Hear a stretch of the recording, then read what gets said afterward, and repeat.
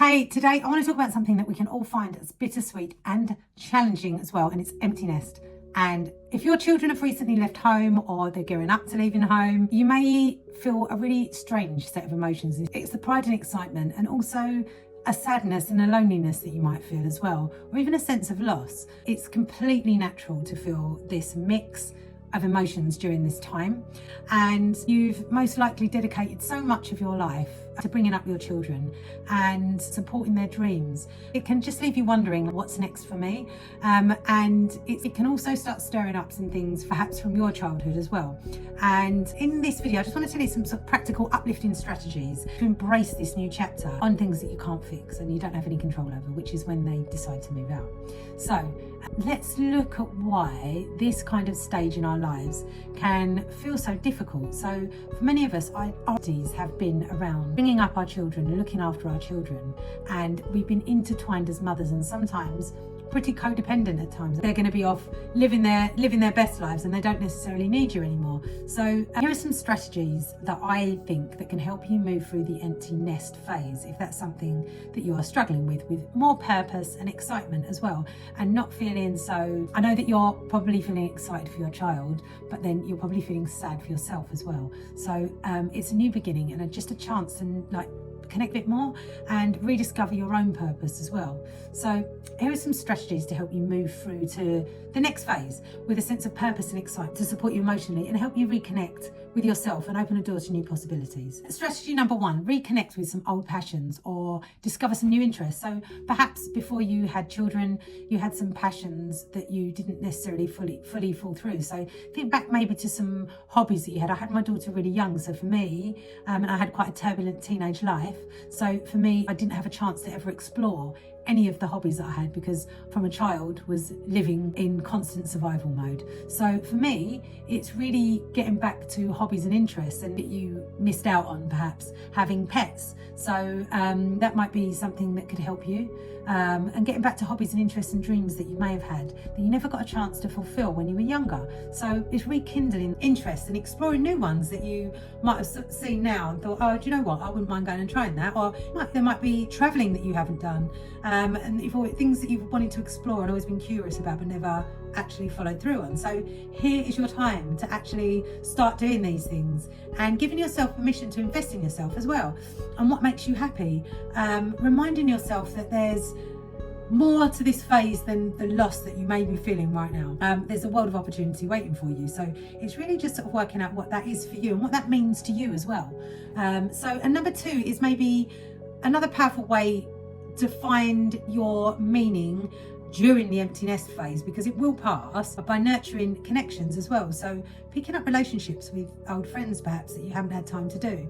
And sometimes we can feel really isolated when we had children. Particularly, I was very young when I had my daughter. None of my friends had children, so I did feel quite isolated. And maybe now, if your children are leaving, it's helpful to seek out new friendships, deepen friendships that you've got with other people, finding out what makes you happy and cultivating new relationships. Seek out friendships that deepen your relationships with people who inspire and support you. So this might be finding new relationships with different people, or seeking out different clubs, or like I've said before, like Pilates and yoga, joining different groups of people that you may not have done before, and connecting with other women that are going through similar experiences as well. And I know it's tough, and these connections can sort of provide you support, and by surrounding yourself with a network of people that are more positive, like-minded, you're building a community that enriches this kind of chapter of your life as well. Because if people don't have children, and I've got friends that don't have children, they will not understand what you're going through. You can't explain it to them. They're like, well, you're free now. Well, you're not, because maybe you don't want to be free. Maybe you're going to really miss that closeness and that connection that you've got with your children. So strategy number 3 is one to just personal goals and embrace the self-care aspects of things as well. So the empty nest phase is a great time to start focusing on personal growth and self-care. So the goals align with your values and your vision for your future as well, which may be completely different to they were 20, 30 years ago, they may have completely changed. Now is your chance to embrace them. And they can be anything from building new skills, you can take a degree, you could start a new business. Like, the world really is your oyster.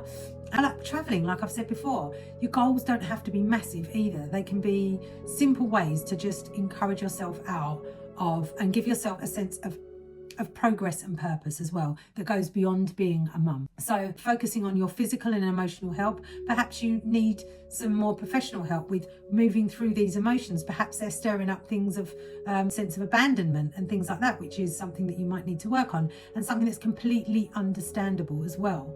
It's just a reminder that your needs and happiness are important too. So these steps may seem simple, but when you put them all together, they can really help create a powerful transformation.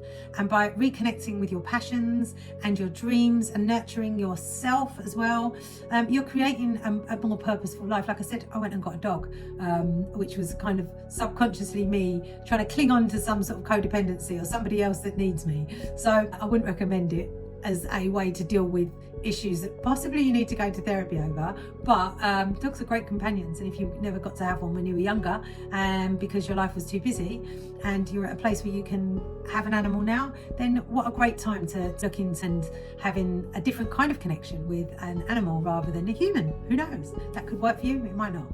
So, and creating more meaningful experiences too, and building a life that really feels rich and vibrant and is exactly how you want it to be now. This is what I'm trying to create with this. With what I'm doing, is just you're in a different era of your life. Nothing has to stay the same. Going to the gym for an hour a day, nothing needs to stay the same. This is rediscovering things, this sort of era in your life that make you happy and bring you joy. And this is where it's at. So at the end of the day, if we don't do this, you can just end up pushing yourself into a focus of what you've lost rather than what you've gained. It can send you into a spiral. So it's easy to feel stuck or disconnected, or even resentful towards your child when they move out.